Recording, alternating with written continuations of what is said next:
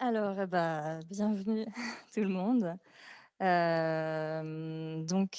Juste pour introduire un peu les raisons aussi de cette, table ronde, donc aux bibliothèques municipales, on organise, régulièrement des activités autour du numérique. Depuis quelques années, il y a une médiation culturelle numérique et donc aussi des tables rondes sur, les usages ou critiques du numérique.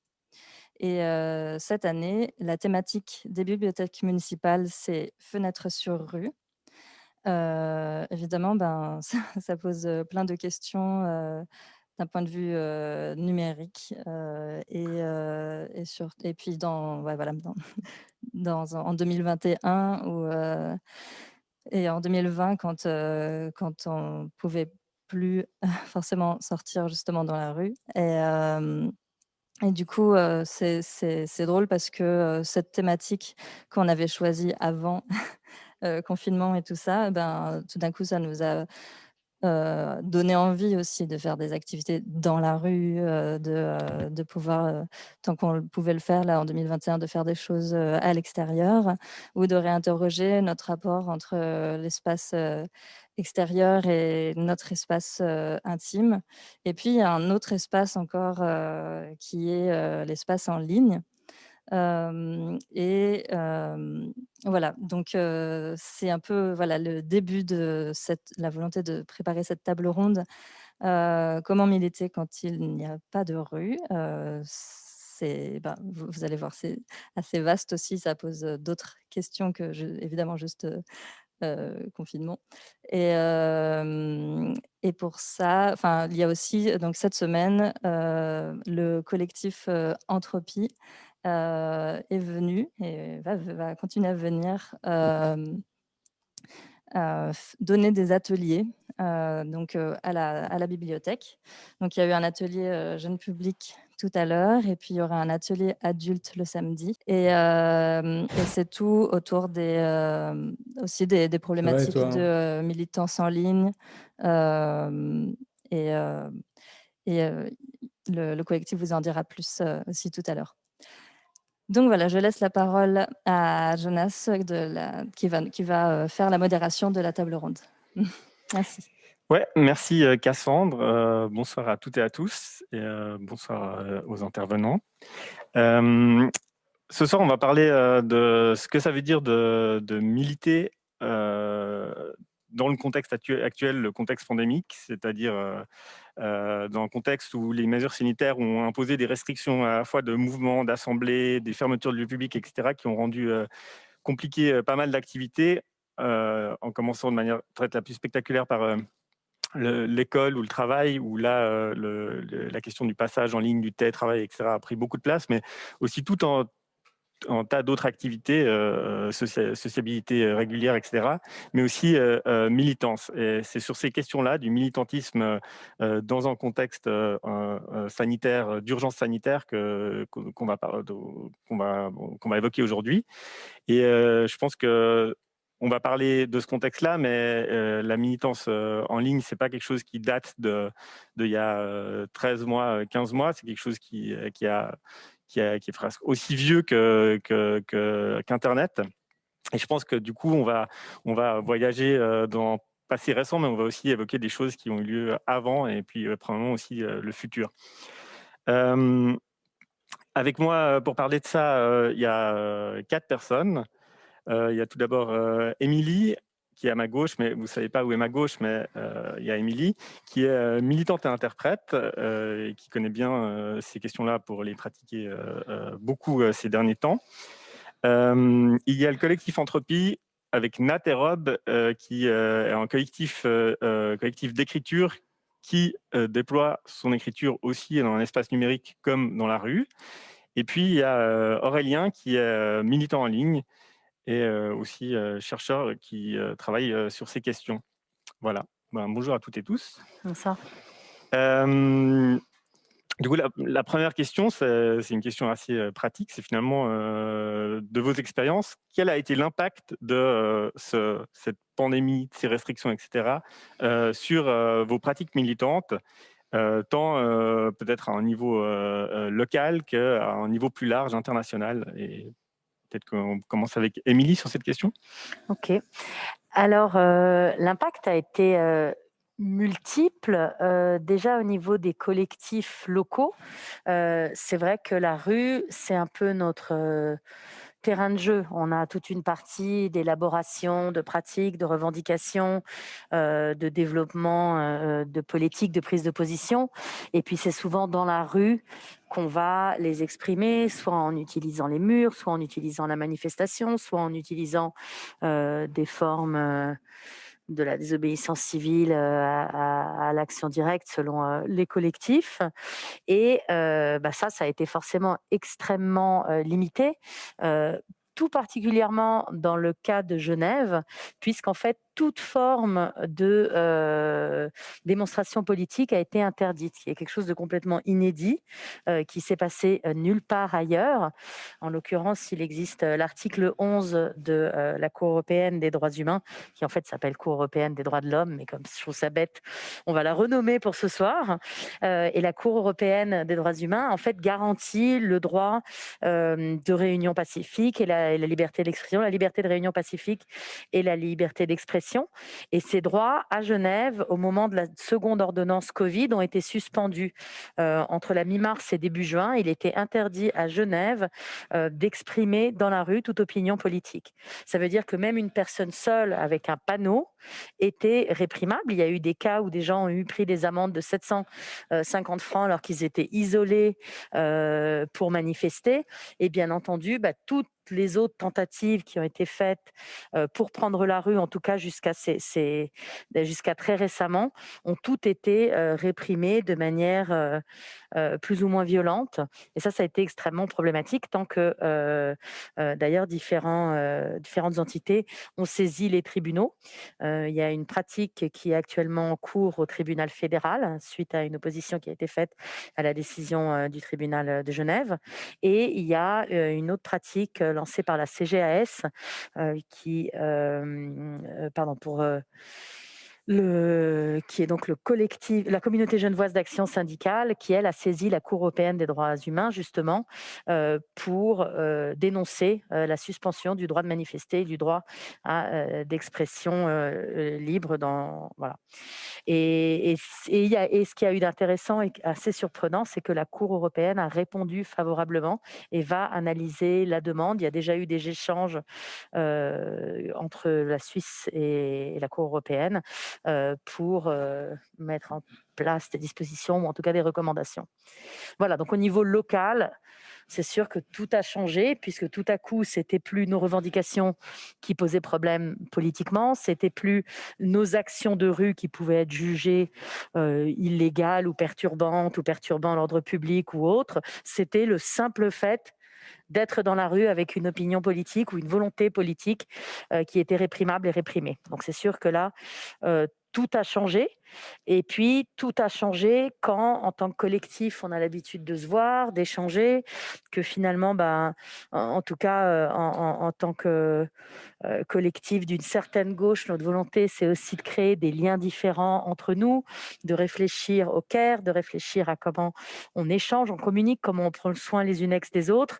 Et tout à coup, ce care, il était imposé, il y avait une distance qui était posée par nos ordis, par l'incapacité de nous réunir au-delà d'un certain nombre. Donc voilà, ça c'est pour la partie locale où effectivement tout a été chamboulé. Et du coup, concrètement, le passage, il s'est opéré comment, de plus pouvoir se rencontrer, tout d'un coup, quelqu'un a dit: «Ben, passons sur cette plateforme», Au départ, c'était plus, je ne sais pas si on n'a pas cru que ça allait vraiment durer. Il se trouve qu'un des collectifs dans lequel, je suis active, s'organise entre autres, autour, de la journée du 8 mars et puis, on sait que le confinement a été décrété, le 12 mars pour le 13 mars. Heu et puis nous, on avait déjà reçu une interdiction de manifester, alors qu'à ce moment-là, les manifestations de plus de 1 000 personnes étaient interdites. On avait demandé une autorisation pour 800 personnes qui avait été refusée en prétextant le Covid, alors qu'on n'était pas dans ces clous-là. Donc déjà, là, nous, on a été interdites de manifester. Et ensuite, il y avait vraiment le besoin de se revoir. Donc, on a un peu commencé par des Zoom péros où le but, c'était juste de se faire des câlins, de se dire qu'on était là et puis de savoir comment les gens allaient. Et puis, petit à petit, effectivement, les différents collectifs ont vu que ça allait durer. On a aussi évidemment tous pris la mesure de l'impact sur la précarité de ces mesures. Ce sont évidemment les emplois les plus précaires qui sont passés à la trappe en premier, les emplois invisibles, que ce soit les travailleuses X domestiques ou que ce soit les travailleuses X du sexe, qui ont été extrêmement réprimées, invisibilisées et de plus en plus précarisées. Donc il y avait des réflexions politiques à avoir, il y avait des revendications à écrire, il y avait des mesures à prendre. Nous, on a essayé de lancer des cagnottes de soutien envers ces travailleuses X invisibilisées, etc. Et du coup, on s'est rendu compte que notre travail politique ne pouvait pas s'arrêter. Donc effectivement, on a commencé à s'organiser sur Zoom en étant conscient de du paradoxe que c'était que de s'organiser sur une plateforme qui appartienne à une corporation qui ne garantit ni nos droits, ni notre vie privée, ni la non-utilisation de nos adresses IP, etc. Après, on a essayé de passer sur des plateformes Jitsi qui, au début du confinement, ne marchaient pas très bien, qui maintenant fonctionnent mieux. Donc voilà, il y a des tentatives comme ça de trouver des solutions. On a aussi eu des fois où on s'est réunis dans plein de salles différentes, à la limite du nombre de personnes autorisées, et on faisait des Jitsi ou des Zooms en essayant quand même d'avoir un minimum de liens. Donc voilà, ça a pris toutes sortes de formes, ou de se voir dans la rue, ou quand une personne était en quarantaine, d'aller discuter sous la fenêtre. Voilà, donc on a inventé d'autres manières de développer du care, d'autres manières de développer les revendications et d'autres manières de les porter aussi. Voilà, il fallait. Je crois que quand on a un engagement, au contraire, plus les contextes sont difficiles, plus la pertinence de l'engagement est là. Est-ce qu'il y a chez les autres intervenants ce soir des exemples de processus similaires? Ben, ouais, moi, à titre personnel, je pense que j'ai fait essentiellement partie de collectifs pour parler de militantisme physique et réel qui se sont plutôt décidés en fait de pas s'organiser sur Zoom et de refuser l'organisation Jitsi et de réfléchir en fait à qu'est-ce qu'on pouvait encore faire physiquement, quelle était la frontière de ça. Ce qui induit forcément aussi beaucoup de limites parce que tu es obligé de réfléchir à l'intérieur de frontières qui sont encore plus restreintes que d'habitude et une grosse partie de la militance qui implique de prendre la rue et d'essayer de créer de la masse était de toute façon pas dans le champ des possibles. Et puis essentiellement pour parler du point de vue du militantisme numérique, il y a des collectifs qui s'organisent plutôt en ligne et qui sont de toute façon organisés de manière assez décentralisée internationale et évidemment uniquement en ligne, pour dire que je n'avais pas la sensation qu'il y avait une évolution particulière, mais peut-être plus qu'il y avait de plus en plus en fait de personnes, en tout cas qu'il y avait eu ces mouvements d'engagement et ces envies d'engagement de militants, militantes qui est frustrés de plus avoir de rue, qui cherchaient des nouvelles formes de militantisme en ligne, qu'on abordera, je pense, plus tard, les tweetstorms, ces vagues de questionnements sur comment est-ce qu'on fait pour mobiliser, créer du symbole, créer du message en ligne. Et puis qu'il y a eu en fait quelques contacts, quelques tentatives d'action internationale élaborée qui alliaient à la fois une vaste mobilisation de personnes qui n'ont pas forcément des compétences techniques et une communauté hacker qui essayait, hacker politisé évidemment, qui essayait de soutenir ça en alliant par exemple à la fois tweetstorm et blocage ou shutdown ou mirroring de sites ou des trucs comme ça. Et Émilie, je sais que tu as aussi une expérience de militance internationale. Là, l'impact, il a été comme au niveau local ou il y a eu d'autres choses qui sont développées? Alors, ça a été très différent. Alors, on ne va pas minimiser la crise sociale qui a accompagné la crise sanitaire et le fait que le confinement était synonyme pour les communautés rurales, les producteurs d'aliments, agriculteurs, agricultrices X, pêcheurs et comités de pêcheurs et autres, pour qui la crise a été terrible puisque les personnes n'avaient plus accès à leur outil de subsistance, à leur métier. En revanche, au niveau politique, c'est vrai que ces collectifs qui parfois se réunissent, je parle de grandes organisations comme la Via Campesina, 200 millions de membres actifs à travers le monde, ou comme le WFFP qui est le World Forum of Fisher People, donc le Forum mondial de la pêche artisanale, qui se réunit tous les 2 ans. Avec forcément des délégués par pays. En général, ce sont des réunions, des conférences d'environ 700 personnes avec 15 langues interprétées, donc une énorme logistique, des fonds importants et puis la difficulté de déplacer des gens dont la présence sur place fait vivre leur famille. Et là, tout à coup, ces personnes qui n'avaient pas forcément d'expérience informatique, qui très souvent n'avaient même pas de connexion Internet dans les lieux où elles vivaient, ont pu profiter, je mets plein de guillemets, du confinement pour se réunir régulièrement, toutes les 2 semaines, en ligne, élaborer des revendications, partager leur situation avec ce sentiment de pouvoir réellement créer de la solidarité quand on se sent entendu, c'est-à-dire de pouvoir raconter son histoire avec des gens qu'on voit à travers un écran, des gens que finalement on rencontre autrement peu.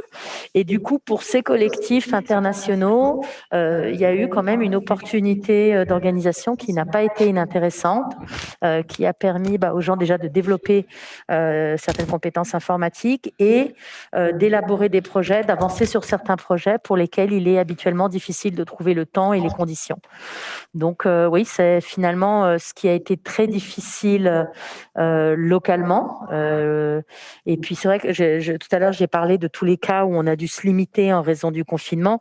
C'est vrai que localement aussi, il y a eu des manifestations, il y a eu des actions de rue, il y a eu les Critical Mass, par exemple, ont continué d'avoir lieu partout dans le monde avec des répressions assez importantes, particulièrement à Genève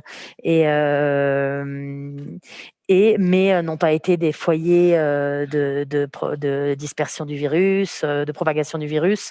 Enfin voilà, il y a eu toute une série de manifestations qui ont eu lieu, y compris la manifestation Black Lives Matter qui, elle, était autorisée. On a quand même vu 35 000 personnes dans les rues de Genève sans un impact sur la pandémie. Puis voilà, il y a eu toute une autre série d'événements qui ont eu lieu et de gens qui ont bravé les interdits pour pouvoir quand même prendre la rue, occuper la rue et signifier notre présence et nos oppositions aux politiques actuelles, que ce soit localement ou internationalement, et ça a fonctionné sans grand impact. Et d'ailleurs, la loi, la fameuse, l'article 11 de la Cour européenne des droits humains prévoit qu'il puisse y avoir, par le biais de l'article 16, une suspension de ce droit de liberté d'expression. Donc les États ont la possibilité de demander que ceci soit suspendu dans des cas très précis. Les cas où ça s'est passé sont d'ailleurs assez extrêmes. On parle l'Irlande au moment de IRA où ils ont pu suspendre ça. Et la Genève en particulier n'a pas fait cette demande et donc a suspendu le droit de manifester illégalement si on considère le droit international. Voilà.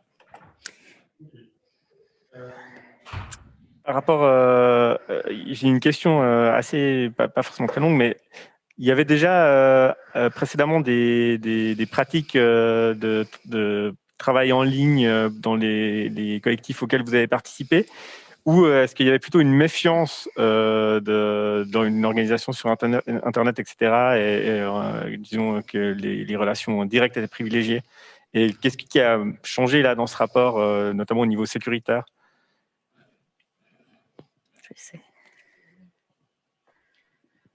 Personnellement, en ce qui me concerne, j'ai jamais été très active dans des groupes qui s'organisaient en ligne, sauf lorsqu'il s'agit de faire des demandes d'autorisation et qu'il y a plusieurs collectifs qui sont impliqués dans la demande d'autorisation et qui impliquent peut-être des partis politiques ou des syndicats qui sont décentralisés. Autrement, dans les collectifs peut-être plus radicaux, on ne s'est jamais organisé en ligne et j'ai eu l'impression qu'on a eu de la peine à politiser en fait les mesures sanitaires. Ça a pris beaucoup de temps de les politiser, de les comprendre et de prendre en fait position parce qu'on était complètement désemparés. Mais qu'au bout d'un moment, on a quand même décidé de prendre la main sur ce qu'on on a pu considérer comme essentiel, de prendre la main sur ce qu'on nous disait qui était de ce qu'on nous disait qui était essentiel. Et au final, on a continué, pour 2 ou 3 groupes militants dans lesquels je participe, on a continué à se voir en fait en vrai, en prenant des précautions évidemment, et puis en étant conscientiste que c'était peut-être pas l'idéal pour tout le monde, donc on a fait peut-être des zones plus lointaines que des groupes plus rapprochés, etc. Mais je crois que ça nous a permis quand même de garder un fonctionnement qui précédait en fait le Covid et qui a quand même fait du bien, même si du coup on fonctionnait comme avant le Covid, mais on ne pouvait pas organiser les mêmes choses de la même manière. Ouais. Pour réagir aussi à ta question, je pense que dès lors que des collectifs pratiquent d'une manière ou d'une autre l'action directe, c'était à la base essentiellement des environnements qui se méfiaient beaucoup du numérique. Et j'ai l'impression qu'aujourd'hui, cette méfiance du numérique, elle est évidemment hyper justifiée. Et j'ai l'impression que la question s'est posée effectivement de manière inverse, c'est-à-dire dans des environnements qui avaient l'habitude de s'organiser, dans une perspective d'éviter de laisser des traces, dans une perspective d'avoir des communications qui sont sécurisées, dans une perspective de pas laisser de pistes qu'on pouvait remonter, forcément, en fait, la question, ça a plutôt été de se dire, mais comment est-ce qu'on bascule là-dessus, en fait? On s'organise depuis des années en méfiance totale de ça, et qu'est-ce qu'on en fait? Et je crois que le Zoom, c'était un très bon exemple, parce qu'en fait, si on prend toute la littérature radicale et autopubliée d'autodéfense ou de légitime attaque numérique, ça fait des années qu'il y a des guides qui sont édités, qui travaillent et qui nous montrent comment envoyer des mails, qui couvrent de plus en plus de sujets. Puis il y a beaucoup de sujets qui sont abordés sur comment faire ça de manière sécurisée et chiffrée. Et en fait, la conversation live, il y a très peu de choses. En tout cas, de mes connaissances personnelles en autodéfense numérique, il y a très peu de choses qui permettent effectivement de faire des conversations live sécurisées. Alors, ça a été un peu l'essor de Jitsi, mais Jitsi, ça reste quand même pas un modèle de sécurité, quoi. Certes, c'est plus libre et open que Zoom, mais je crois qu'il y a eu une sorte de désemparement par rapport à ça, quand même. Et pourquoi est-ce qu'il n'y a pas eu un retour à d'anciens outils? Parce que traditionnellement, finalement, Internet, ça a été utilisé depuis très longtemps pour s'organiser. Notamment, je sais pas, on peut pas se penser dans les années 90, 80-90 à la question du IRC, des chats, etc., qui sont des outils qui sont toujours là, extrêmement simples, etc., et qui n'ont pas, j'ai l'impression, qui n'ont pas forcément été repris dans ce contexte-là, alors qu'ils paraissent pourtant assez adéquats. Est-ce que vous avez est-ce que vous avez, vous avez senti des espèces de discussions sur quels outils prendre, ou est-ce que ça s'est fait un peu comme poussé par le haut? C'est ces outils qui sont les nouveaux outils dominants et qu'il faut utiliser, alors qu'il y avait déjà des outils, rien que le mail, c'est un outil qui permet de faire beaucoup de choses, ou les pads pour collaborer sur des choses, etc. Je crois que la discussion sur quels outils prendre, c'est une discussion qu'on a constamment. À chaque nouveau moment, nouvelle étape, nouveau projet, on se pose la question de savoir quelles sont les messageries les plus adaptées, quelles sont les méthodes les plus adaptées. Si on regarde, par exemple, par rapport à la Critical Mass, qui est passée d'un rendez-vous fixe, qui finalement n'a plus du tout marché tellement il y avait de répression préventive, c'est-à-dire on pouvait même plus approcher la zone dans Genève. Il y a eu une phase où c'était des messages sur des messageries un peu plus sûres que d'autres. Après, il y a eu une phase où il y avait des papiers qui étaient passés de main en main, et c'était toi tu vas à une réu, ok, tiens, prends-en 10, tu vas à une réu, prends-en 40, tu vas à tel manif ou tel rassemblement, prends-en 100, etc. Et puis, il y a eu la phase où aujourd'hui, on voit depuis quelques mois, les lieux de rassemblement de la Critical Mass sont postés partout dans les rues de Genève. Donc voilà, à chaque fois, il y a des réflexions. Et puis, c'est vrai qu'il y a aussi des fois, selon les choses qu'on organise, où on se dit que la chose la plus sûre, c'est finalement d'être très public, c'est-à-dire de vraiment revendiquer le droit à la rue, le droit à l'espace, le droit à l'action. Et puis, il y a d'autres moments où, au contraire, on utilise des messageries qui n'utilisent pas les numéros de téléphone, qui ne peuvent pas du tout identifier, avec des mails poubelles, avec des outils en se connectant uniquement par le biais de VPN ou de Tor ou de Tails ou d'autres choses.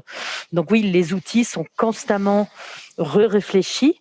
Ce qui a été imposé, en tout cas dans l'action militante, dans une partie de l'action militante dans laquelle moi je me retrouve, qui sont ces espaces internationaux, ou dans le cas de la Suisse, dans des espaces nationaux, puisqu'on a plusieurs langues, c'est que c'est vrai, parmi les outils qui offrent des opportunités d'interprétation, on a du mal à s'éloigner de Zoom. Il y a Zoom ou il y a WebEx.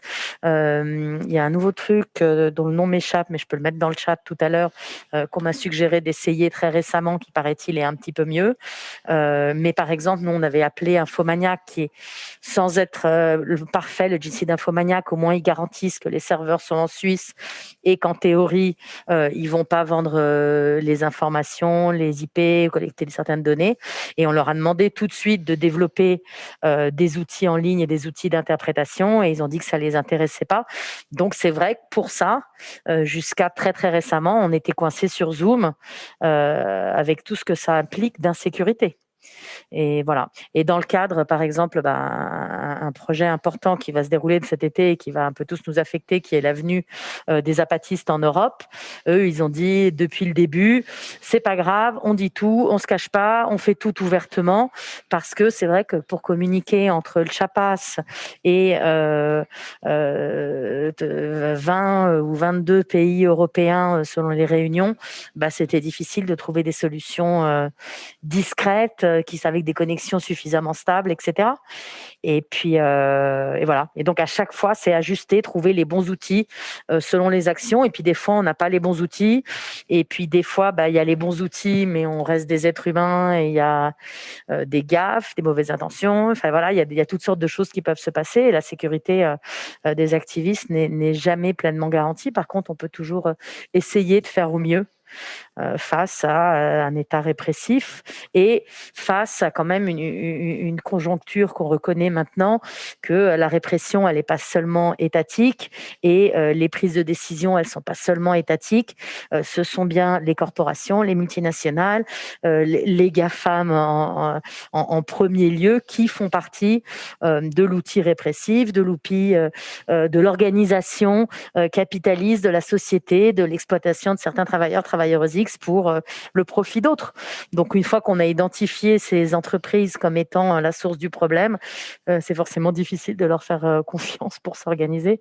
Et du coup, on est obligé d'inventer toutes sortes de choses. Ouais. Du coup, on pourrait dire que la situation, c'est militer sur et contre Internet d'une certaine manière. C'est-à-dire qu'on est dans un double, on est pris en étau. C'est-à-dire que ça nous facilite beaucoup de choses d'être sur Internet, de pouvoir se connecter de manière technologique, surtout dans le contexte actuel, mais qu'en même temps, c'est aussi quelque chose qui crée de nouvelles problématiques qu'il faut aborder. Et comment elles sont abordées? Parce que j'ai l'impression qu'on n'est pas forcément... il n'y a pas la maîtrise de ces outils, etc., de tous ces enjeux, elle n'est pas forcément partagée. Est-ce qu'il y a des choses qui ont été mises en place pour partager ces enjeux, partager des savoirs, etc.? Pendant le confinement, ce que j'ai trouvé intéressant dans mon environnement, qui est très, très local, il y a 2 ateliers, par exemple, d'apprentissage de sécurité informatique et numérique qui se sont mis en place. Donc, c'est par et pour des militants X exclusivement, dont un en mixité choisie sans homme cisgenre.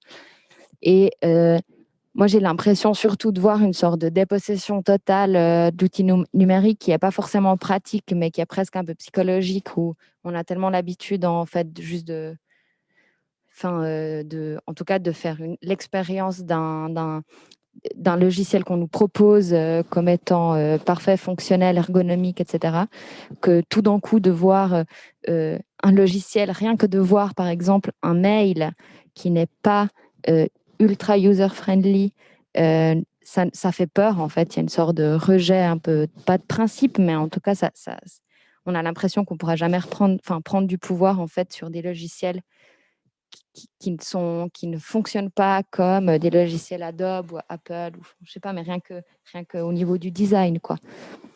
Mais j'ai l'impression que quand même, que de plus en tout cas cette année, il y a eu une méga remise en question sur les messageries, les mails, etc. Et beaucoup, en ce qui me concerne aussi, beaucoup de, en fait, juste de tout faire en présentiel. Et puis de se dire peut-être que parfois, un rendez-vous qui est fixe dans un lieu stable pour s'organiser, et en fait, c'est tout.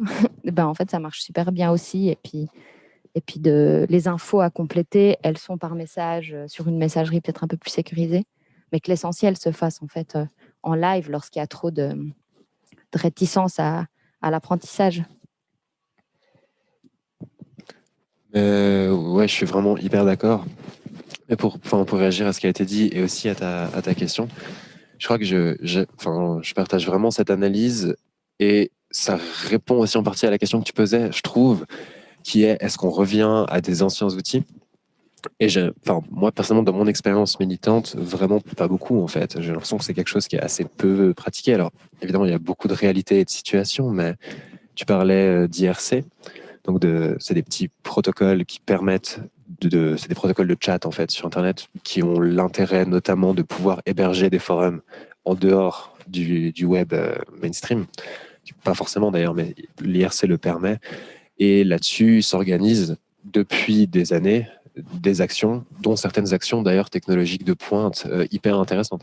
Je pense par exemple à une action de l'année dernière du groupe AnonOps, qui est une des branches politisées et vraiment actives qui a émergé après l'aventure Anonymous et ses fins multiples et non finies, qui en fait s'organise essentiellement sur des IRC et qui mène des actions technologiquement assez poussées, comme l'année dernière la suppression de plusieurs milliers de fichiers d'identification de militants-militantes à Hong Kong sur les caméras de surveillance chinoises, ce qui a été fait en ligne, à partir d'un outil qui est beaucoup plus rudimentaire que Telegram ou Signal, en ce qui concerne seulement l'organisation et la coordination des personnes.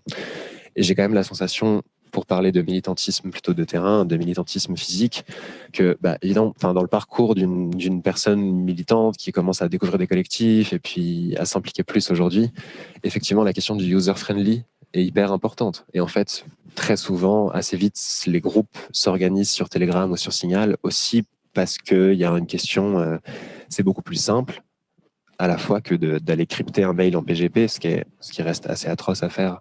Enfin, je sais pas votre expérience, mais c'est extrêmement relou et compliqué.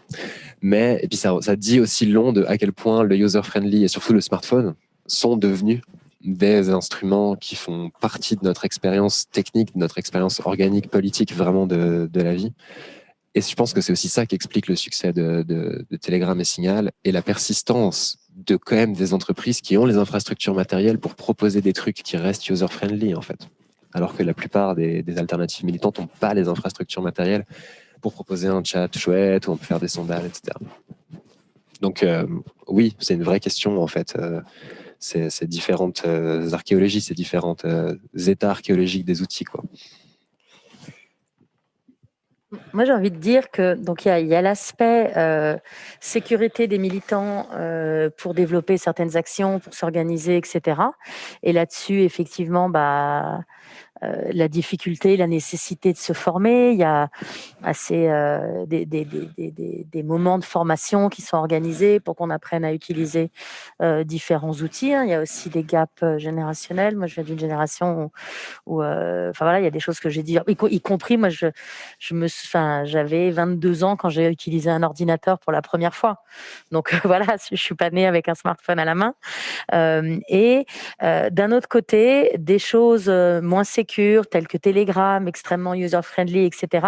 Là, je viens de checker, il y a un groupe autour de Black Lives Matter aux États-Unis, dans lequel il y a 9049 personnes. Donc, il y a forcément des flics, il y a forcément tout ce qu'on veut là-dedans. En revanche, cet outil est suffisamment large pour que les gens apprennent à utiliser ou à avoir accès à des scanners pour avoir les informations de où se déplace la police, pour avoir des informations aussi de comment s'habiller, se cacher protéger, comment aller à une manifestation, si les gens veulent pouvoir récupérer une gas canister, d'une lacrymo, quel genre de gants utiliser.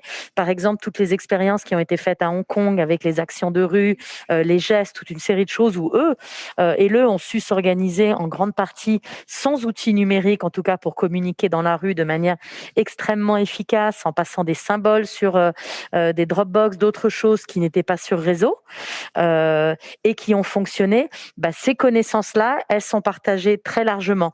Et au moment, donc en Suisse, on n'est pas dans ce contexte-là, mais c'est le cas aux États-Unis où il y a eu un peu ce déclic avec la mort de George Floyd, alors que malheureusement, c'était je ne sais combien, je crois qu'on parle de 18 000 cas d'assassinat de la part de la police sur des personnes noires aux États-Unis.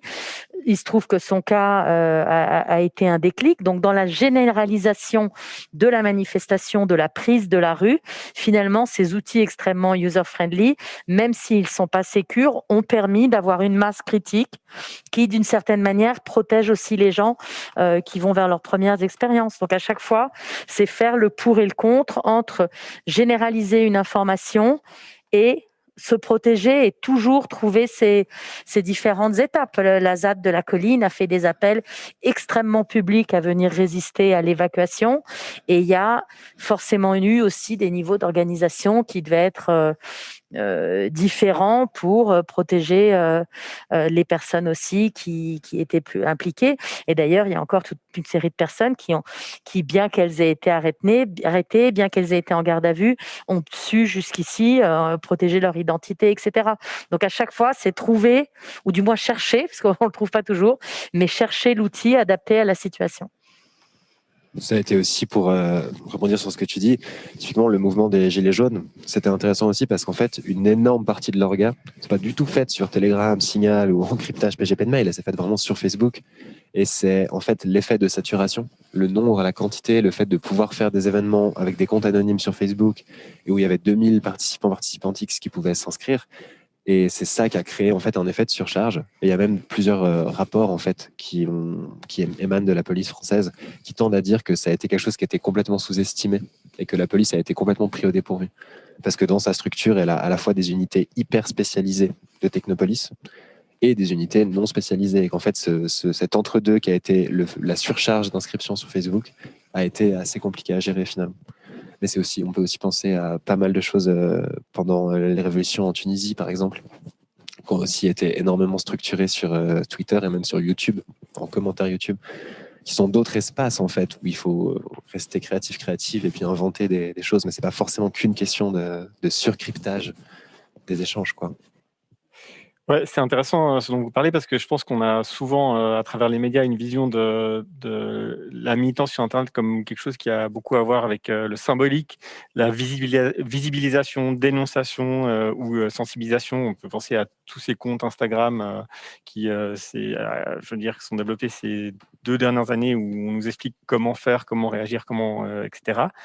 Et justement, la militance dans la rue, c'est quelque chose qui a beaucoup à voir avec prendre le contrôle de choses matérielles pour établir des rapports de force, que ce soit grève, blocage, sabotage, occupation, ce genre de choses. C'est quoi l'articulation justement entre militer en ligne et comme quelque chose de purement symbolique et quelque chose qui a quand même un impact matériel?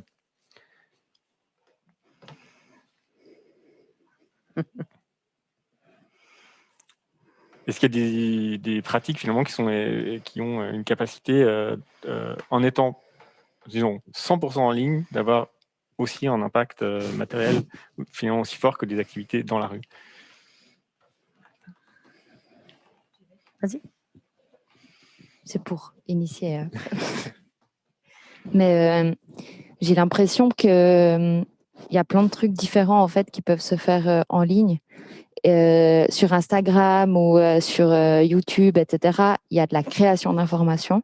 Du coup, il y a la possibilité de créer des contre-médias aussi, puis de la contre-information. Et ça, à mon sens, c'est vraiment une manière à proprement parler, de militer, quoi. Après, il y a le hack dans son sens le plus, je sais pas, tel qu'on l'imagine tout de suite, quoi. Donc, du vol d'informations, ou des fois, c'est pas si compliqué que ça de participer, d'ailleurs.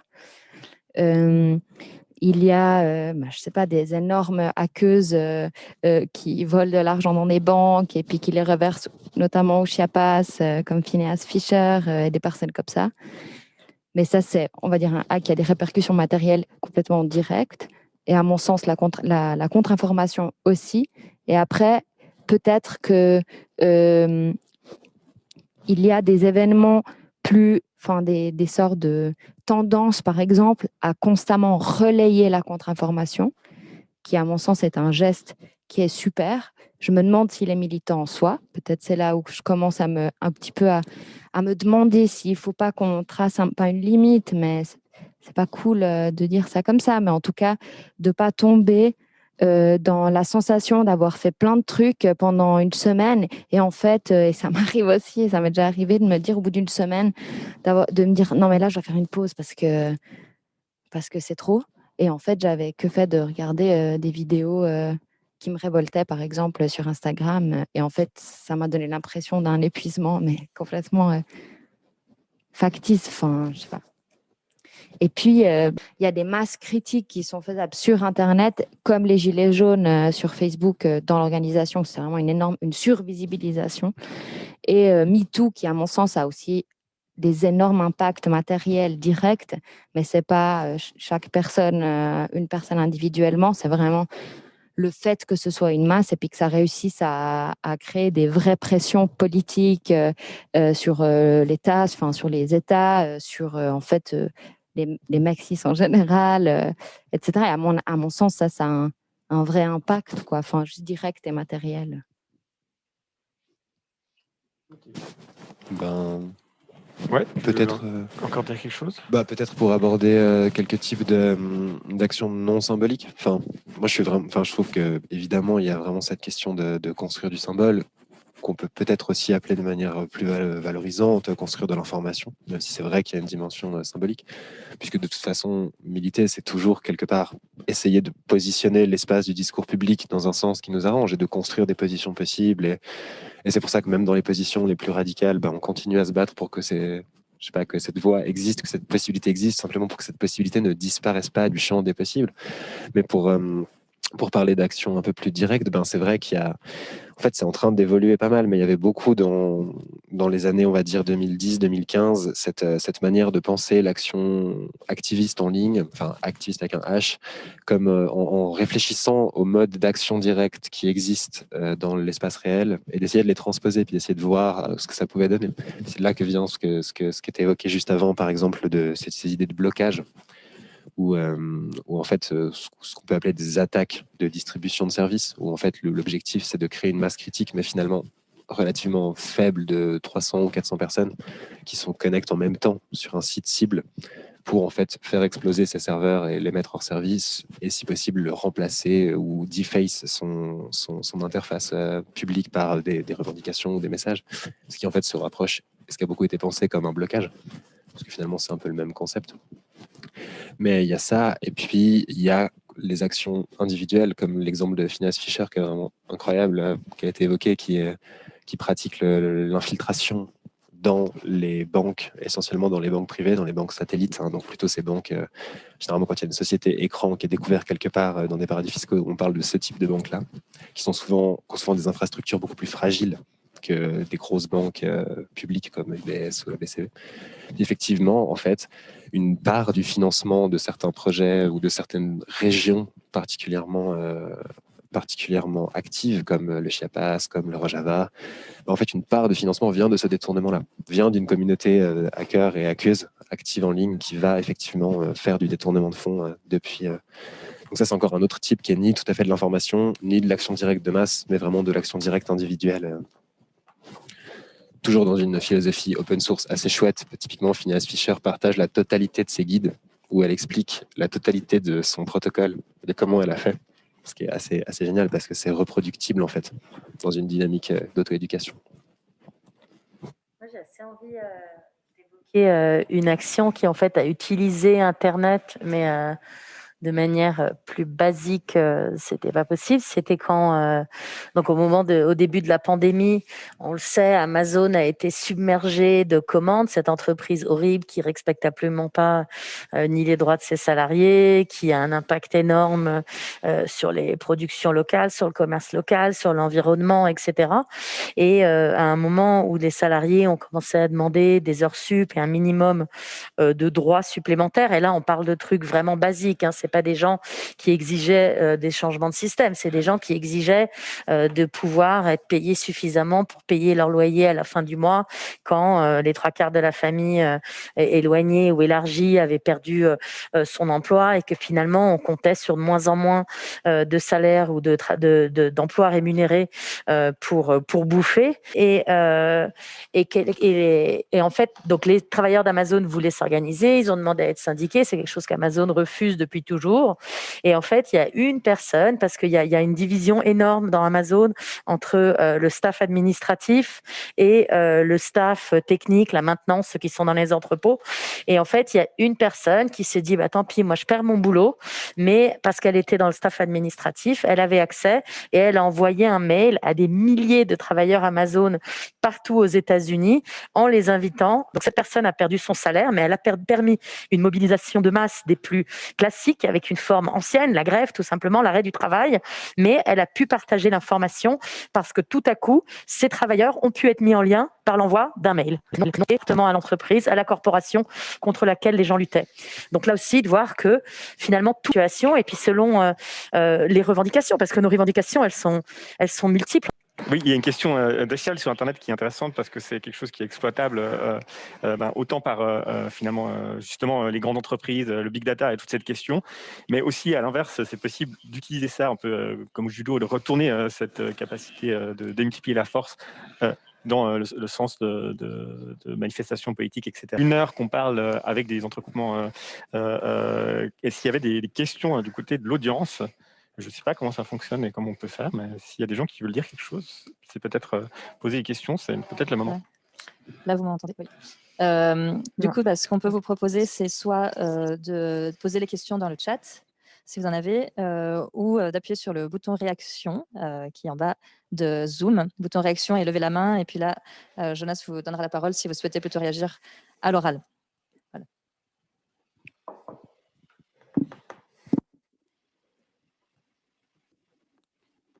Et ouais, s'il n'y a pas de questions immédiates, je pense qu'on peut continuer. Je peux continuer à en avoir. Il y a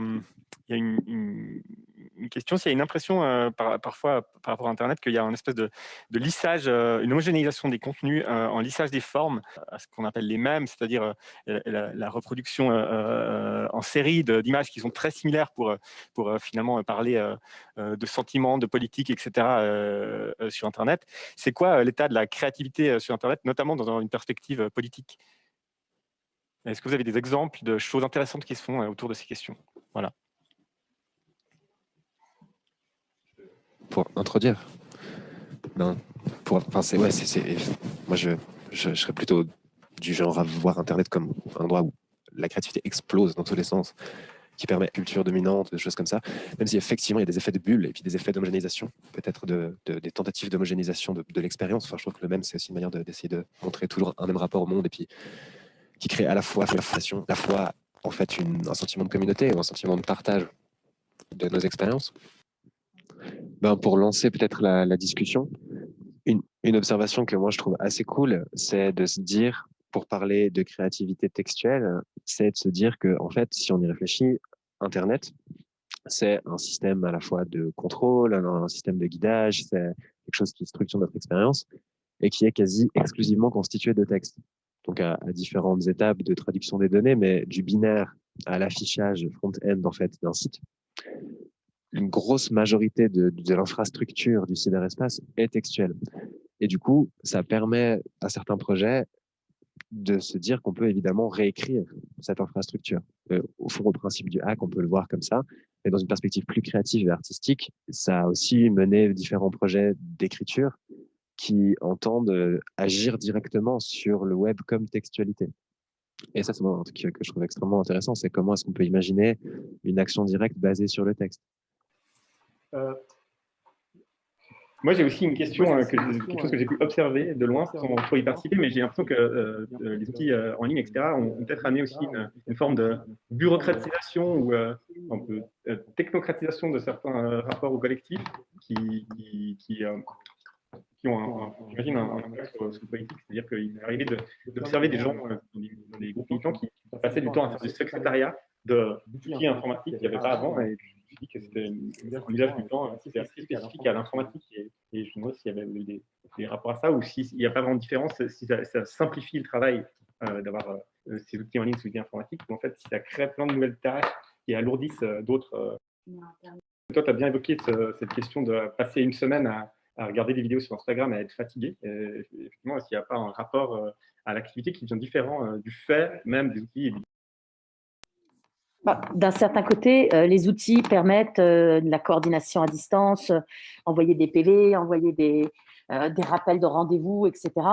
Et en même temps, à l'époque où on n'avait ni Internet, ni téléphone portable, à la fin d'une réunion, on se filait un rendez-vous. Entre-temps, dans nos cercles militants, on se croisait, celui qui avait manqué la réunion était informé du rendez-vous. Et il y avait des espaces donnés, physiques, dans lesquels on s'organisait.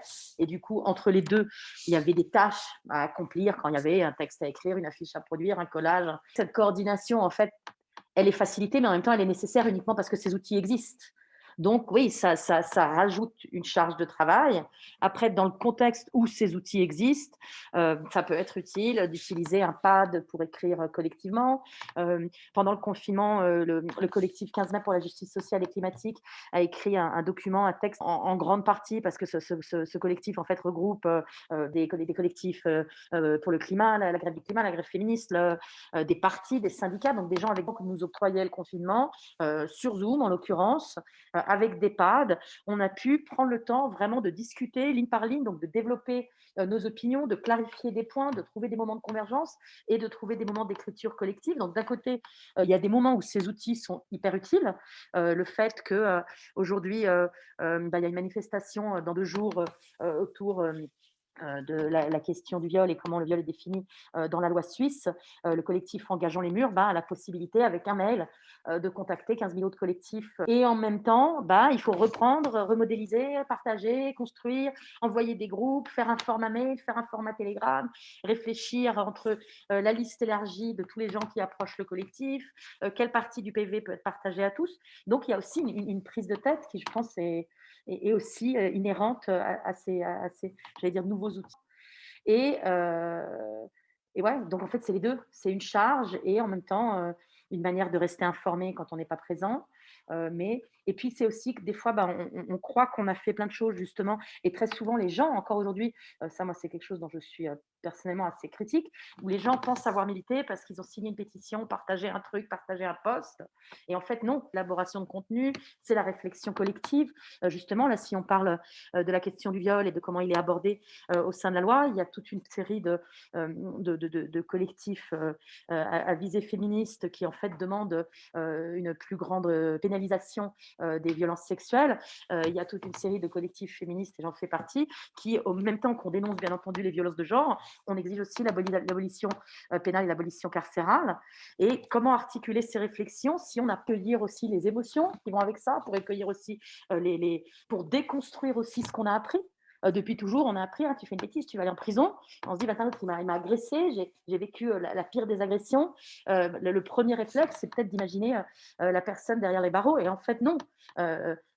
Aujourd'hui, ce qu'on reconnaît, c'est qu'aujourd'hui, l'outil répressif, l'institution qu'est la police, est la perpétuation des systèmes de domination. Donc, je fais partie de ces militants qui exigent l'abolition du système carcéral, l'abolition du système pénal, l'abolition de la police, et qui exigent la fin des violences de genre, bien entendu.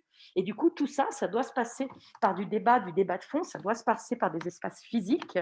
Et le fait limite, à mon avis, et fait que les gens pensent, parce qu'ils vont acheter un coton-tige durable, bouffer bio, et partager 3 vidéos ou signer 2 pétitions, penser qu'ils sont militants et qu'ils ont fait suffisamment, je schématise un peu.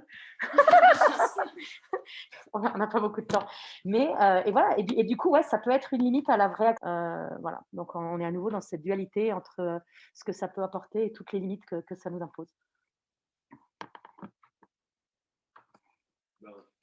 Pour réagir à ce que tu disais, puisque on parlait un peu avant de symbole, je partage essentiellement ce que tu dis. Mais je trouve qu'un des phénomènes qui est quand même assez intéressant, typiquement, avec ces comptes d'information, et en fait, j'ai l'impression que malgré tout, tel que se structure aujourd'hui la sphère militante sur Instagram, elles ont plus tendance à percer, en fait, ces propositions. Okay. Par exemple, parce que les comptes de la grève féministe en Suisse, on n'a pas forcément un accès, parce qu'on n'a pas d'accès à la lutte anticarcérale.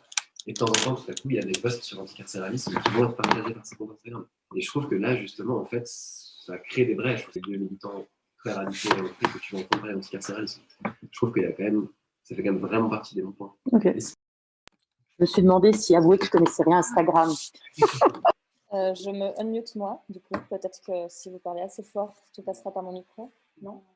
Ok. Eh ben, on a... Oui, ok. Ok, alors peut-être quand tu parles, vu que ça a l'air de bugger par là, je m'unmute, si ça vous va. Non, mais c'était juste pour décrire cette dualité. Où à la fois, je suis totalement d'accord que c'est un phénomène qui a le goût de la sociologie anglaise de slacktivisme. Slack, exactement ce que tu décrivais. Mais c'est cette dualité qui est assez intéressante entre d'un côté l'effet de l'unité et en même temps la même visibilité de choses très radicales. Dès lors que des comptes qui ont des vraies visibilités font les gestes de partie de ça.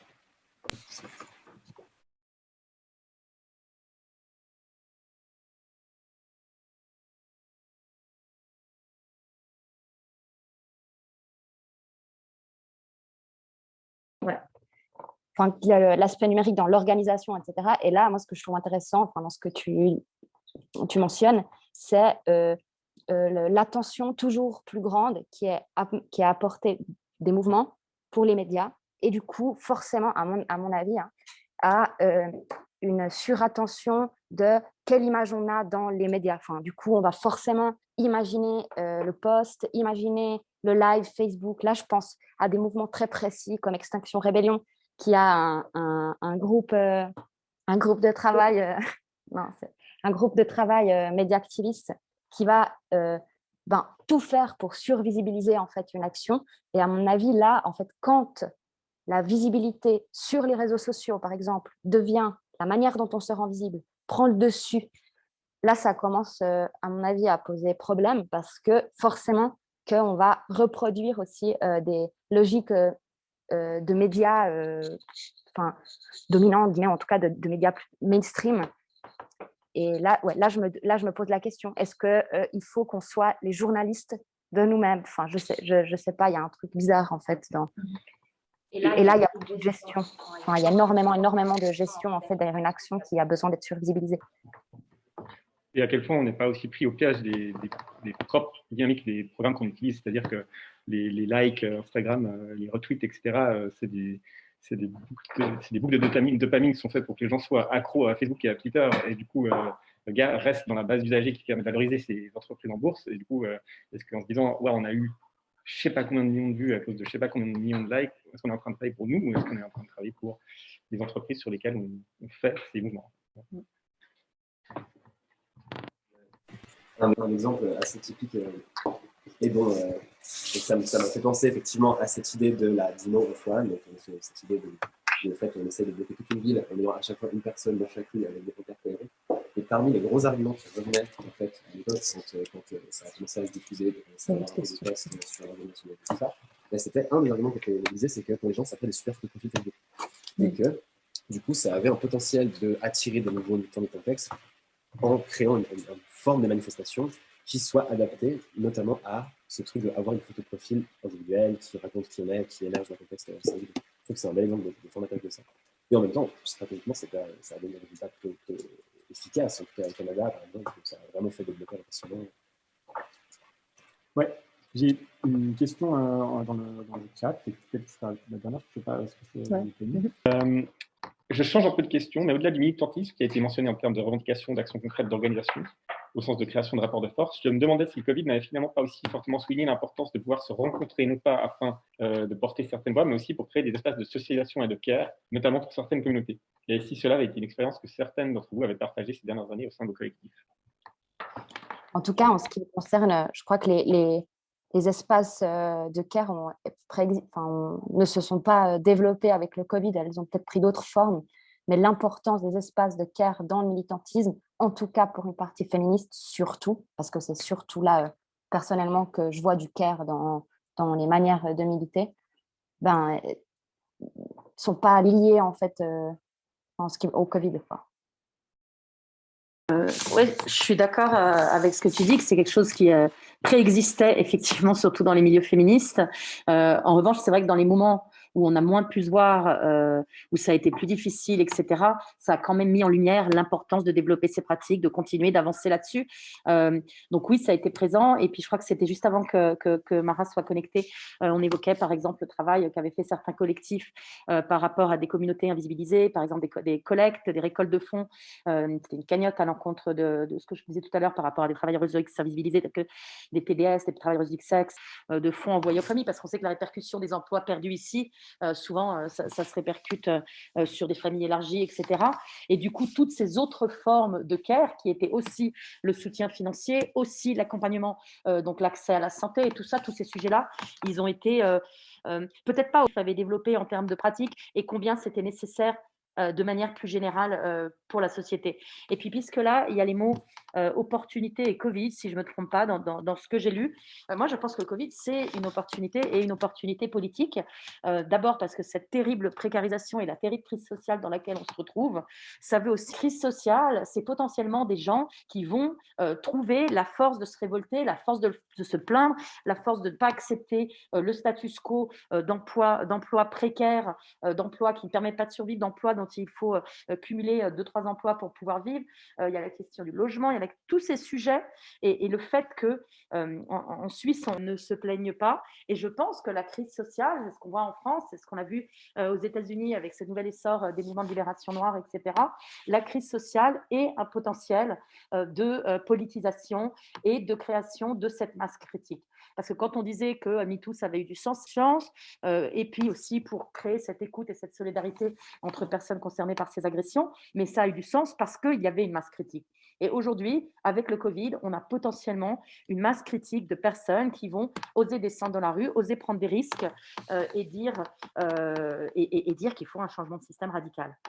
Donc, je peux dire, mais effectivement, là, pour le coup, ce militantisme-là, je ne pense pas qu'il puisse exister sans rue. Eh bien, peut-être que ce sera le point final de cette table ronde. Je ne sais pas si Cassandre veut encore dire quelque chose, par exemple, sur des ateliers à venir. Mais en tout cas, merci d'avoir été là ce soir, autant du côté des intervenantes intervenants que pour les gens qui ont suivi ça sur Zoom avec tous les aléas du direct. Non, merci beaucoup à tout le monde, intervenantes, et puis aussi à vous qui nous avez suivis vaillamment jusqu'ici avec cette connexion, enfin, ouais, tous ces problèmes de connexion.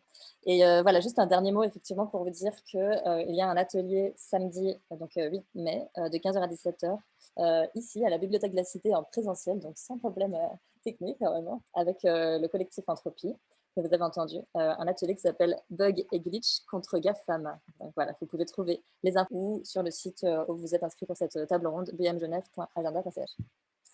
Merci beaucoup. Merci. Merci beaucoup. Merci, au revoir.